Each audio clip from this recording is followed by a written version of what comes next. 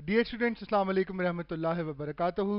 आज हम chapter number 3 की सेकेंड डिवीजन के साथ आपके पास हाजिर हैं। चैप्टर नंबर 3 की जो सेकेंड डिवीजन है, इसमें टॉपिक हमारा है law of conservation of linear momentum to rocket propulsion तक हम लोग जाएंगे। आइए देखते हैं इसको। First of all, law of conservation of momentum में हमारे पास फर्स्ट स्लाइड में let's see what is law of conservation of momentum. आप सब जानते हैं मोमेंटम हमारे सिलेबस में दो तरह का है, लीनियर भी और एंगुलर भी।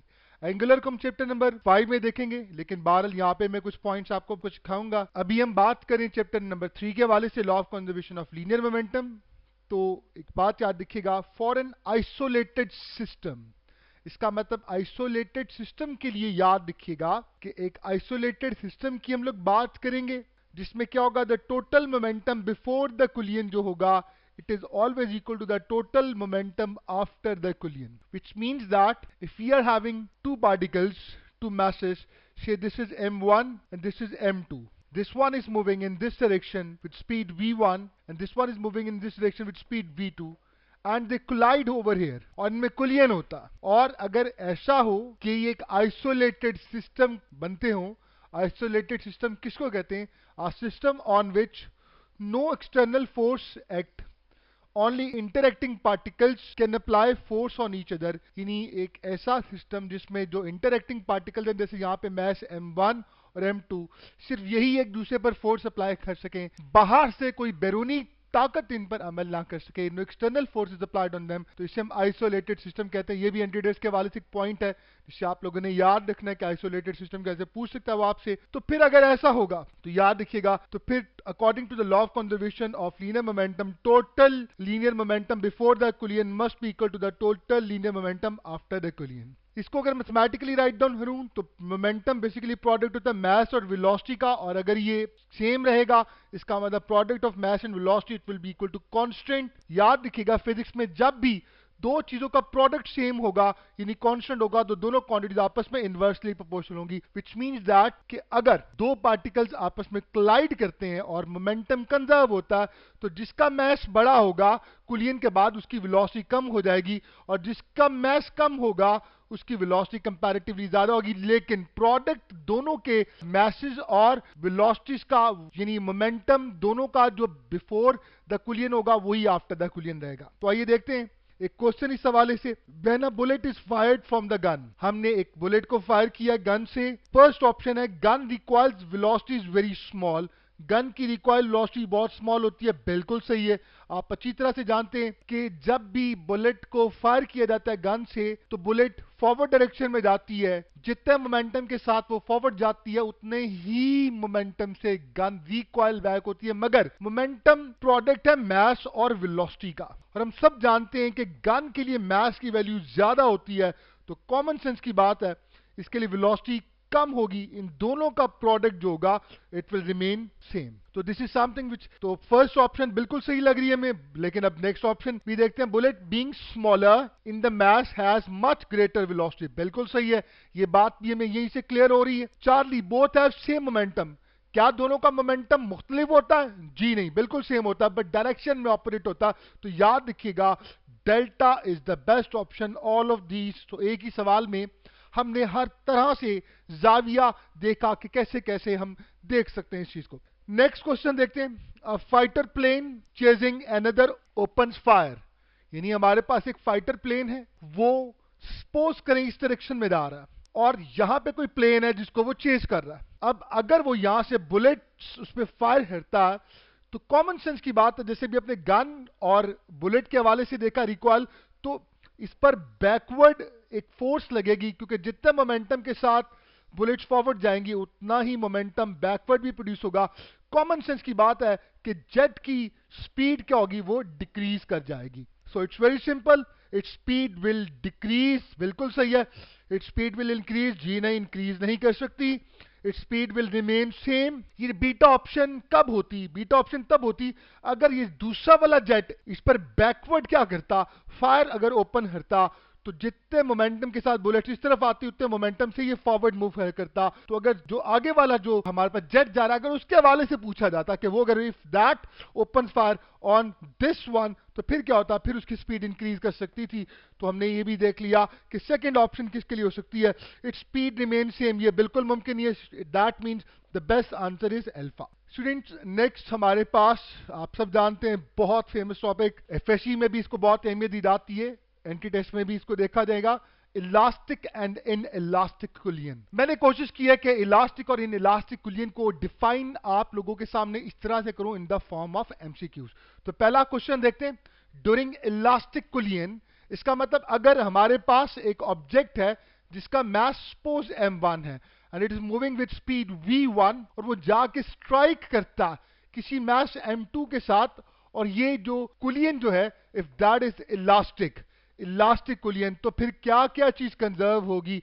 याद रखिएगा, मोमेंटम इलास्टिक में भी कंजर्व होगा और इन इलास्टिक में भी कंजर्व होता है। मोमेंटम हर कुलियन में कंजर्व होता है एक्सेप्ट कोई एक्सटर्नल फोर्स ना लगे। तो इलास्टिक में याद रखिएगा काइनेटिक एनर्जी भी कंजर्व होगी। अब बड़ी खूबसूरत बात बताता हूं, अगर तो काइनेटिक एनर्जी हमारी कंजर्व है, इफ दैट इज कांस्टेंट, इसका मतलब अगर काइनेटिक एनर्जी मेरी कांस्टेंट है, वो चेंज नहीं हो रही, वो कंजर्व है, तो इसका मतलब याद रखिएगा साउंड और हीट ये दोनों प्रोड्यूस नहीं हो सकते, they can not be produced over, क्योंकि अगर साउंड और हीट यहां पे प्रोड्यूस होता तो फिर याद रखिए एनर्जी लॉसेस हो जाते। तो मैंने एक एक्स्ट्रा पॉइंट भी आप लोगों को यहां पे सिखा दिया कि अगर एक इलास्टिक कुलियन की बात की जाएगी, then there will be no sound, there will be no heat produced, there will be no energy losses. So Charlie is the best option, both A and B. Next question, तो एक यहां से हमें अंदाजा हुआ कि इलास्टिक कुलियन में हमारे पास मोमेंटम भी कंजर्व होगा, काइनेटिक एनर्जी भी कंजर्व होगी। नेक्स्ट क्वेश्चन की तरफ चलते हैं। नेक्स्ट क्वेश्चन हमारे पास है, when two balls collide elastically, दो बॉल्स हैं वो इलास्टिकली, अगर इलास्टिक कुलियन होता है दोनों में तो फिर क्या होगा? अभी मैंने आपको बताया हीट इज प्रोड्यूस्ड, क्या हीट प्रोड्यूस होगी? जी नहीं, हीट प्रोड्यूस नहीं होगी। क्या साउंड प्रोड्यूस होगी? जी नहीं, साउंड प्रोड्यूस नहीं होगी। सो इसका मतलब चार्ली, क्या दोनों प्रोड्यूस होंगे? जी नहीं। So it means delta is the best option, neither heat nor sound produces. Next question की तरफ चलते हैं। It's another very important question, बल्कि बहुत ही आम सवाल, during an inelastic collision, अब बात कर रहे हैं हम इन इलास्टिक कुलियन के हवाले से, तो कहता व्हाट इज कंजर्व, क्या कंजर्व होगा? क्या कंजर्व, क्या मोमेंटम कंजर्व होगा? तो मैंने आपको पहले बताया कि कुलियन इलास्टिक हो या इन इलास्टिक, मोमेंटम जरूर कंजर्व होगा। क्या काइनेटिक एनर्जी कंजर्व होगी? काइनेटिक एनर्जी कंजर्व नहीं होगी। और चार्ली, देखिए ये है इसका सबसे खूबसूरत पॉइंट जिसे आपने याद रखना। बच्चा क्या करता है, बच्चा फौरन अल्फा को सिलेक्ट कर लेता है और सोचता है जनाब मैंने तो बिल्कुल सही कर दिया। याद रखिएगा, energy can neither be created nor can be destroyed, total energy हमेशा कंजर्व होती है यूनिवर्स की। इट मींस चार्ली भी बिल्कुल सही है।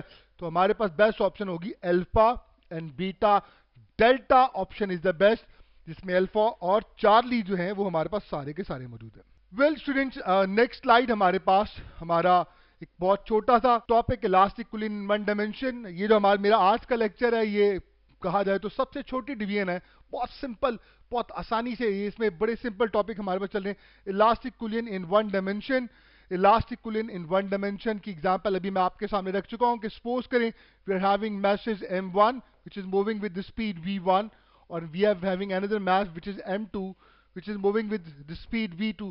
और इलास्टिक कुलियन के हमारे पास we have got 4 केसेस हमारे पास होते हैं, हमारी टेक्स्ट बुक में दिए गए। तो ड्यूरिंग एन इलास्टिक कुलियन, ये बहुत इंपॉर्टेंट पॉइंट है, याद रखिएगा, बड़ा ही अहम सवाल है। स्पीड कहता है ड्यूरिंग एन इलास्टिक कुलियन, इनमें से कौन सी ऑप्शन सही है? वेलोसिटी ऑफ अप्रोच, अब ये वो चीज होती है जो एफएससी में अक्सर बच्चों ने पढ़ी नहीं होती। वेलोसिटी ऑफ सेपरेशन, इससे क्या मुराद है? गौर से देखिएगा, यहां पे सपोज करें इसकी वेलोसिटी है 10 मीटर पर सेकेंड और दूसरे की वेलोसिटी है 5 मीटर पर सेकेंड, तो हमारे पास वेलोसिटी ऑफ अप्रोच क्या होगी? याद रखिएगा, रिलेटिव वेलोसिटी ली जाएगी। रिलेटिव वेलोसिटी में क्या होता है कि जब सेम डायरेक्शन में दोनों जा रहे होते हैं तो वेलोसिटीज को माइनस किया जाता है, बड़ी में से छोटी को माइनस करेंगे, v minus v2, this is comes out to be 10 minus 5, it comes out to be 5 metre पर सेकेंड।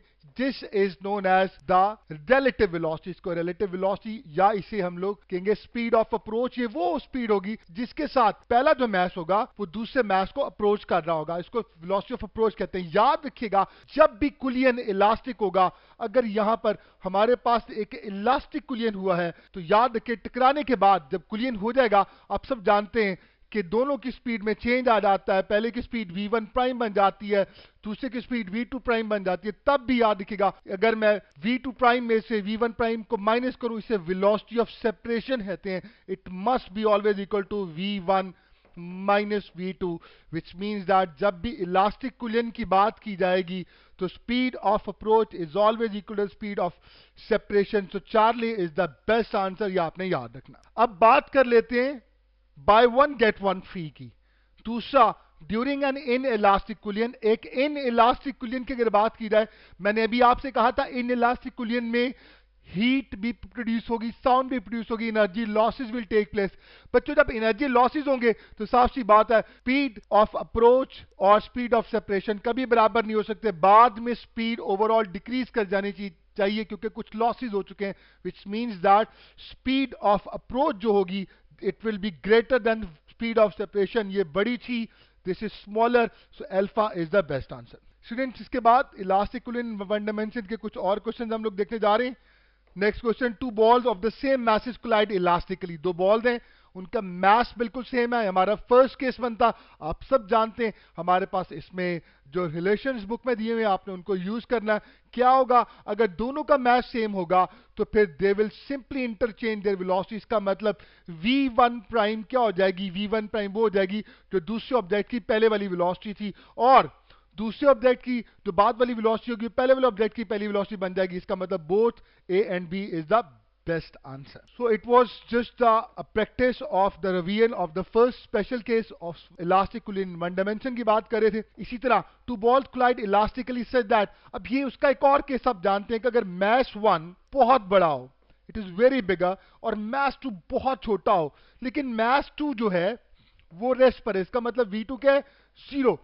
तो फिर क्या होगा, फिर हम सब अच्छी तरह से जानते हैं कि जब ये इसके साथ कोलाइड करेगा इलास्टिकली, सो इसकी स्पीड पर तो कोई इफेक्ट नहीं होगा, v1 प्राइम v1 ही के इक्वल रहेगा, मगर ये जो होगा इसकी स्पीड बहुत ज्यादा हो जाएगी। कितनी हो जाएगी, v2 प्राइम जो जाएगी डबल ऑफ v1 हो जाएगी, और ये बहुत ज्यादा रफ्तार के साथ डबल ऑफ स्पीड के साथ जाएगा। तो इसका मतलब बेस्ट इज व्हाट, पहली बात कि v2 प्राइम जो हमारे पास क्या वो रेस्ट पर रहेगा, जी नहीं, ये नहीं हो सकता। v1 prime is approximately equal to v1, बिल्कुल सही है, क्योंकि पहले वाले की स्पीड पे कोई इफेक्ट नहीं होगा, और दूसरे वाला ये चार्ली जो v2 prime is equal to 2v1 है। So best option is delta, both B and C. तो एक छोटी सी कोशिश हमने की आपके लिए कि इसको हमारा next topic that is relation between kinetic energy and momentum. एक बहुत ही अहम हमारे पास ये स्लाइड है, इसमें आपको याद रखना है, यहां से एंटीटेस्ट के बहुत सारे क्वेश्चन आते हैं। मोमेंटम जिसको पी से रिप्रेजेंट किया जाता है, जिसके बारे में आप जानते हैं that is equal to mv, उसे अगर एनर्जी के साथ रिलेट करना हो, एनर्जी से मुराद मेरा kinetic energy half mv square, तो आपने हमेशा ये रिलेशन याद रखना, momentum is equal to √2 me, where p is equal to हमारे पास मोमेंटम है, m हमारे पास मैस है, e आपके पास काइनेटिक एनर्जी है।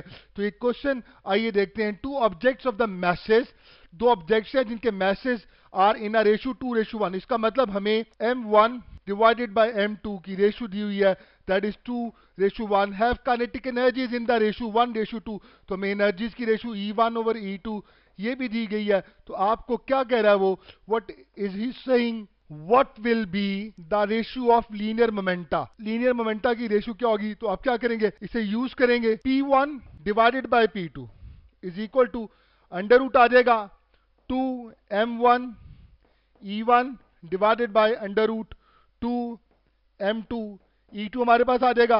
अब यहाँ पे हम अंडर रूट अगर कॉमन कर लेते हैं तो आप देख सकते हैं 2 के 2m1 e1 divided bye 2m2 e2 हमारे पास ये रिलेशन आ गया, 2 से कैंसिल आउट हो गया। अब मैसेज की रेशियो भी हमें दी गई है, एनर्जी की रेशियो भी दी गई है। अगर मैं इसको यहाँ पे प्लेस करता हूँ तो m1/m2 हमारे पास आ गया 2/1, और हमारे पास e1/e2 दैट इज 1/2, तो 2 से कैंसिल आउट हो गया।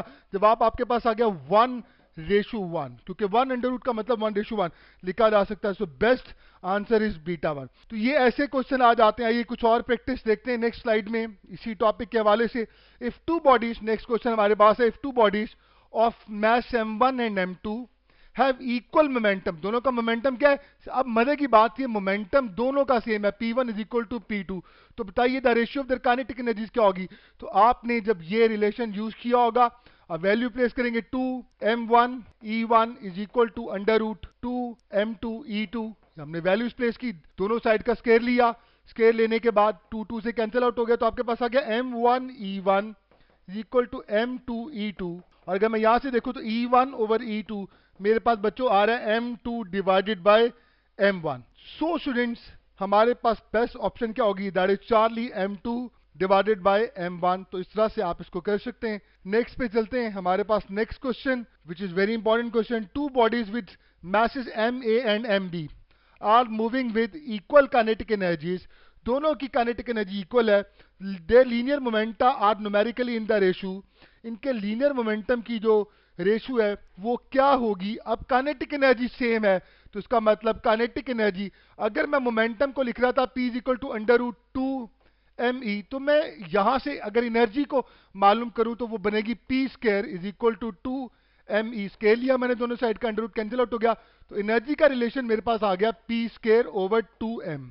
स्टूडेंट इसी को अगर मैं अप्लाई करूं E1 is equal to E2, क्योंकि एनर्जी दोनों में सेम है, सो यहां पे आ गया P1 square over 2m1 is equal to P2 square over 2m2।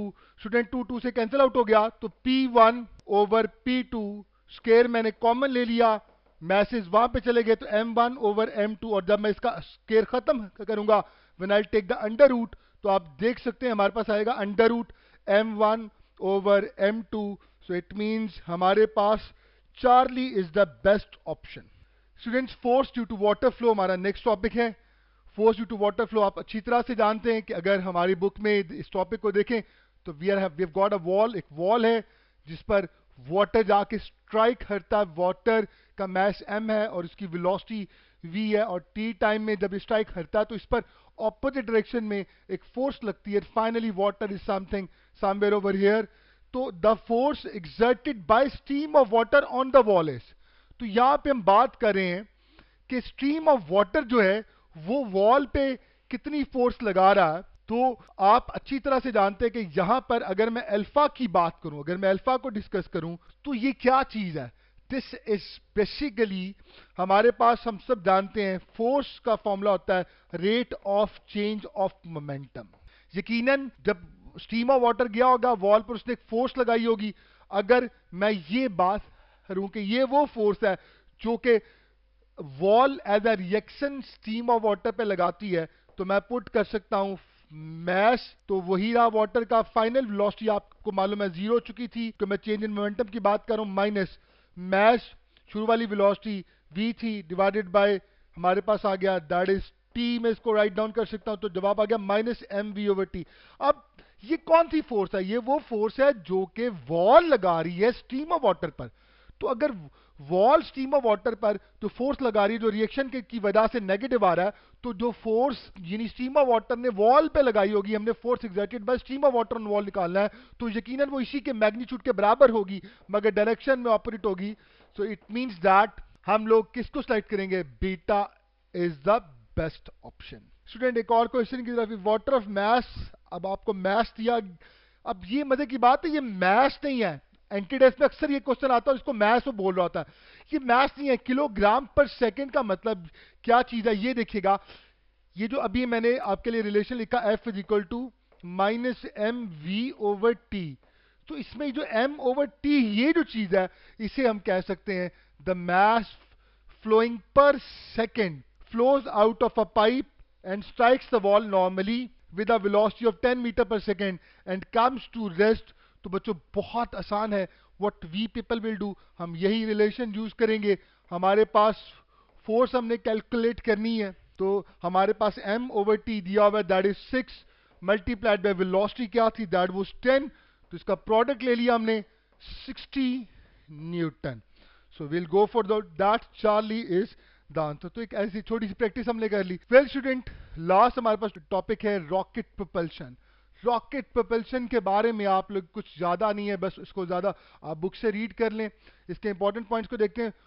What percentage of the rocket mass comprises of fuel. आप जानते हैं रॉकेट में ज्यादातर जो मास होता है वो फ्यूल का होता है। कितने परसेंट होता है हम सब जानते हैं, that is 80%। Rocket propulsion obeys, rocket propulsion किस लॉ को ओबे करता है? तो याद रखिएगा, रॉकेट जब मूव कर रहा होता है तो हीट और साउंड प्रोड्यूस हो रहा होता है। इसका मतलब ये कभी भी law of conservation of energy को जो कहा जाए ये नहीं फॉलो कर सकता। Then it must follow law of conservation of momentum, जिसका मतलब ये है कि जितने मोमेंटम के साथ फ्यूल जो है, जितने मोमेंटम के साथ फ्यूल डाउनवर्ड आएगा उतने मोमेंटम के साथ रॉकेट अपवर्ड प्रोपेल करेगा। Typical rocket consume fuel about, आप सब जानते हैं, दैट इज 10,000 किलोग्राम पर सेकेंड। यानी स्टूडेंट आप सोचिए, एक सेकेंड में 10,000 किलोग्राम पर सेकेंड तक ये कंज्यूम कर रहा होता है। अगर गौर से देखें तो 10,007 ग्राम पर सेकेंड भी इसी के इक्वल है, क्योंकि किलोग्राम का मतलब 10 की ताकत 3 है और ये 4 सिफर पहले से मौजूद है। तो मैं इसको ऐसे भी राइट डाउन कर सकता हूँ, the best option is delta. तो आपने एंटी टेस्ट में जल्दी नहीं करनी है, आपने सारी ऑप्शंस को पढ़ने के बाद करना है, क्योंकि अक्सर क्या होता है बच्चे फौरन इसको सिलेक्ट कर लेते हैं। स्टूडेंट, इसके बाद हमारे पास what is the average speed of the gases ejected from the rocket. तो आप अच्छी तरह से जानते हैं वो स्पीड बहुत ज्यादा होती है, दैट इज ऑलमोस्ट 4,000 मीटर पर सेकेंड, जिसे मैं 4 किलोमीटर पर सेकेंड भी लिख सकता हूं। तो यहां पर भी वही प्रैक्टिस है कि आपने बड़े ध्यान से करना है इसको। In the relation as equal to M V over M, वो आपसे पूछता था यूनिट्स ऑफ एम आर। अब मजे की बात है कि बच्चा जब इसको देखता तो फौरन से पहले वो एम को कहता है दैट इज किलोग्राम। मुझे एक बात बताइए, ये क्या चीज है?